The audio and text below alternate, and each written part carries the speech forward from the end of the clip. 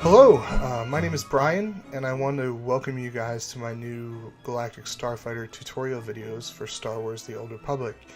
Galactic Starfighter can be a fairly daunting new game system for players who haven't done it before, so my goal here is to create the video tutorials that I think BioWare should have done to help new folks get acclimated to it.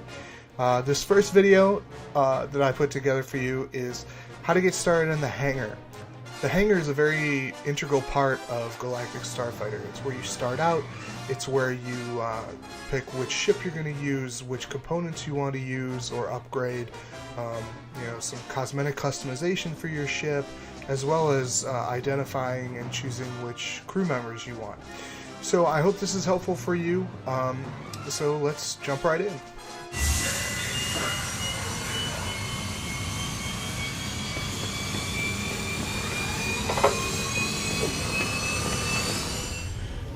So here we are, logged into our character. So you first want to start by taking a look up here, where the group finder and PvP queuing and stuff is. This is where you access the Hangar. There's also places on the fleet and on Capital Worlds where you can access it, but this is always with you, so you can queue wherever you go. It's going to default right away to the launch button, but you want to start first over here in the ships tab. So looking at the ships tab, you'll immediately see three types of fighters over here: a strike fighter, a scout, and a gunship. Initially unlocked, you'll have the on the Imperial side, you'll have the Ricer, the Black Bolt, and then there's one gunship if you were a subscriber before the cutoff date. And then there are going to be two more, and it's the same on the Republic side, except different looking fighters with different names. The configurations are still the same.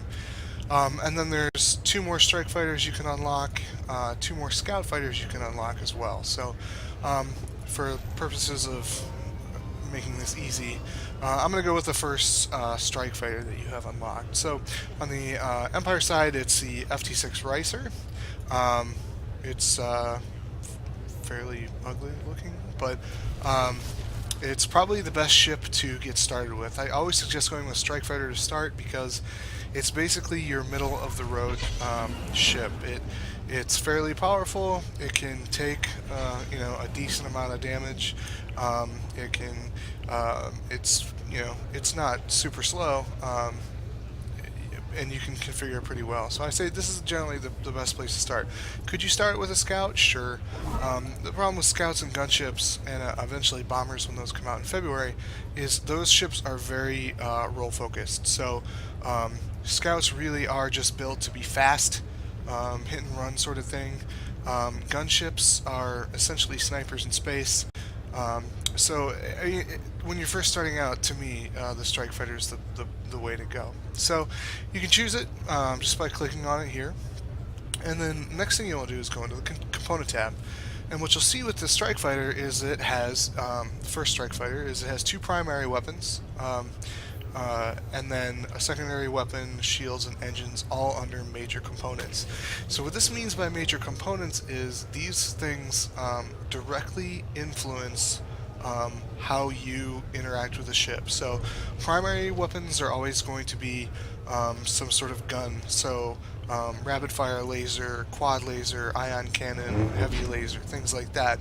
Secondary weapons are always going to be either missiles, torpedoes, or sometimes there's some slicing droids and stuff that the scout has, but they're normally things that you need to lock on to other targets with, which I'll get into that in a bit too.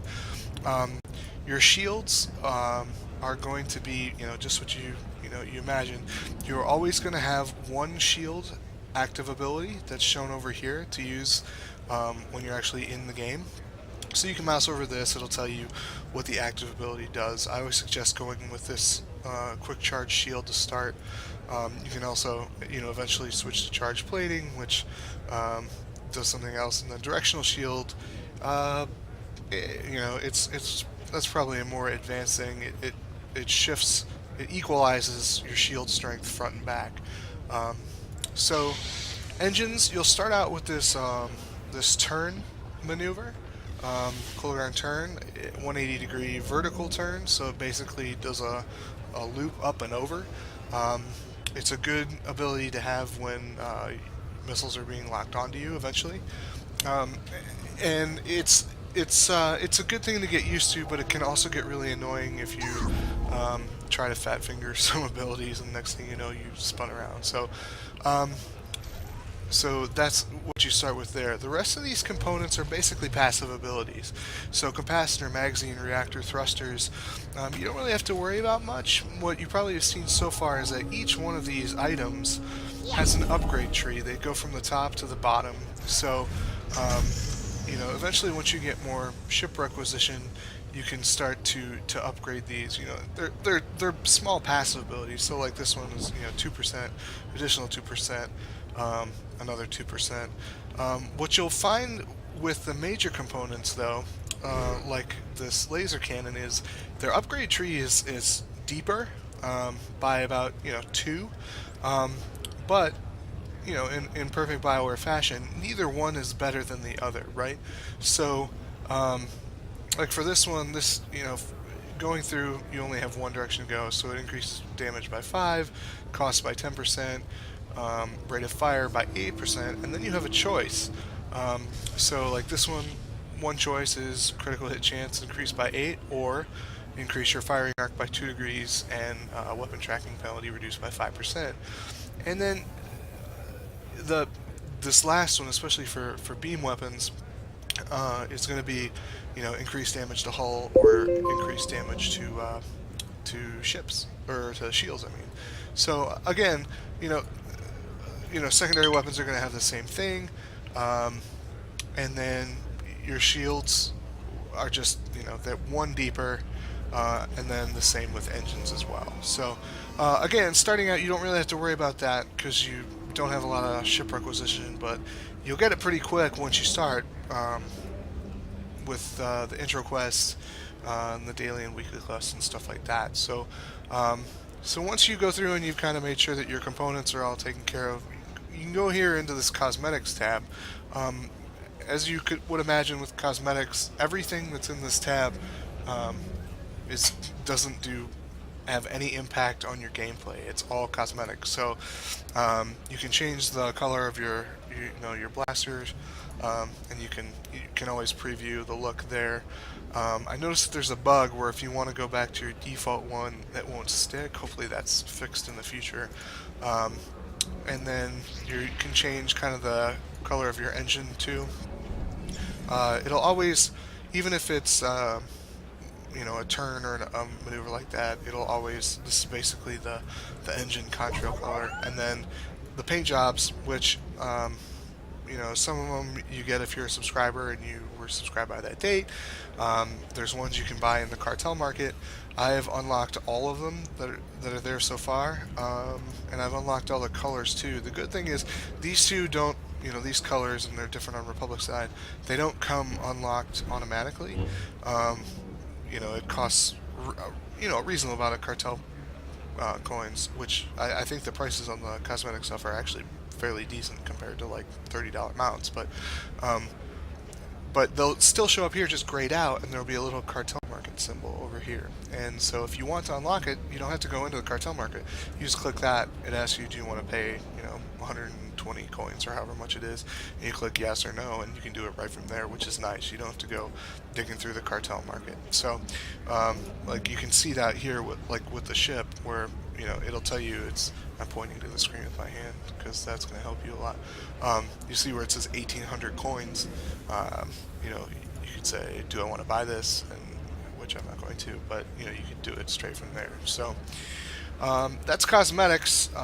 It's pretty straightforward, pretty easy. And then your crew. So depending on how many classes you have leveled to 50 on either faction, you'll see a good amount of people here listed in your crew. So this is my Sith Warrior main. I have every single companion you can get, and I have them unlocked. So you want to, when you're looking at your crew, you want to always start at the bottom. You want to start with engineering.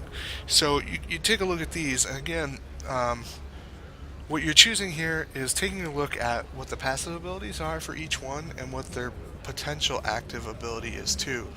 So when you're looking at these four that are slotted in there only take advantage of their passive ability. And then when you get to the co-pilot, it will choose. You can only pick from whoever you have slotted in these four. So then you have to choose from those four to choose your co-pilot. But so starting with engineering, it's a lot of this stuff. Like I said before, in true Bioware fashion, nothing is going to be better than the other.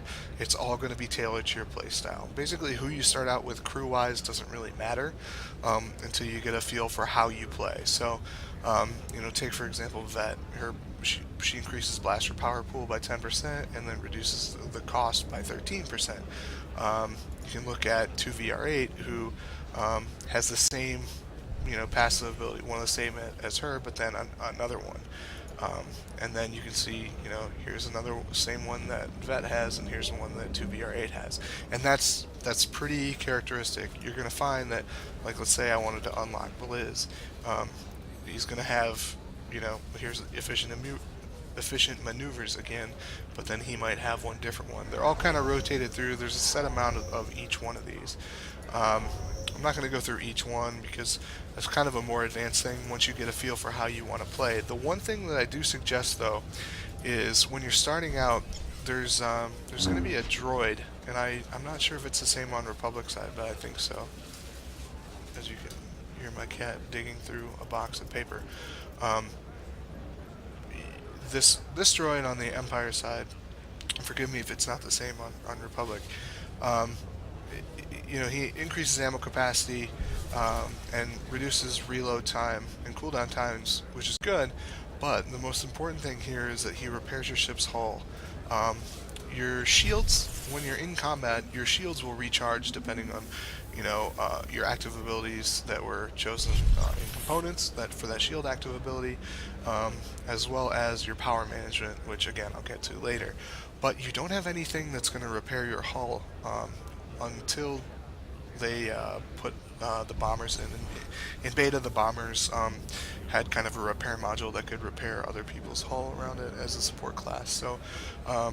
So I say starting out, this is probably one of the better abilities to have, because if you're able to escape from a fight, your shields recharge. You can now also you can recharge your hull as well.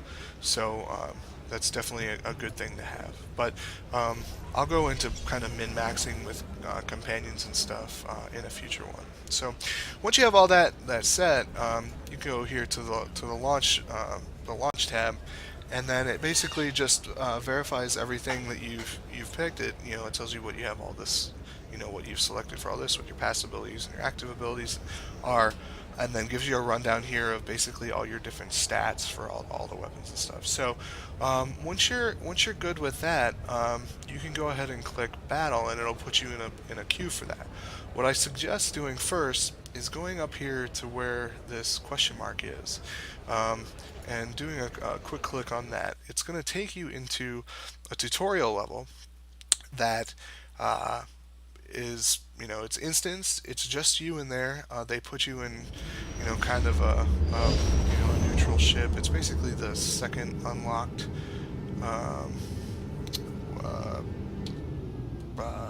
scout fighter. And so, you're in here. So now you get a feel for, kind of what it's like to actually be in here without having, 12 other angry opponents coming after you trying to kill you. So, when you're in here and you start going through different pieces of this, you're going to get different tutorial windows that pop up like this one. And it'll walk you through what all the different keybinds are, your engine power system, which all this stuff I'm going to go into in the next video as well. But it'll go through, throttle and stuff. So once you're done, you can just click X, and then you can keep going. And once once you get to it, to different points in this, it'll then keep explaining more and more. So I'm not going to go through the whole tutorial because it's better for you just to go in and kind of follow through it, and it's actually very helpful, and not a lot of people know about that. So that's definitely a good thing to do. So I hope this is helpful for you. This will definitely get you prepared to jump into your first game. The next video I'm going to do is what happens when you jump into your first game, and you get kind of a feeling for everything that you do in the hangar, how that translates to what is in your ship UI and things like that. So thanks again for watching. Leave a comment in the comment section below, or you can always hit me on Twitter at Azeros, ASROS. Fly safe.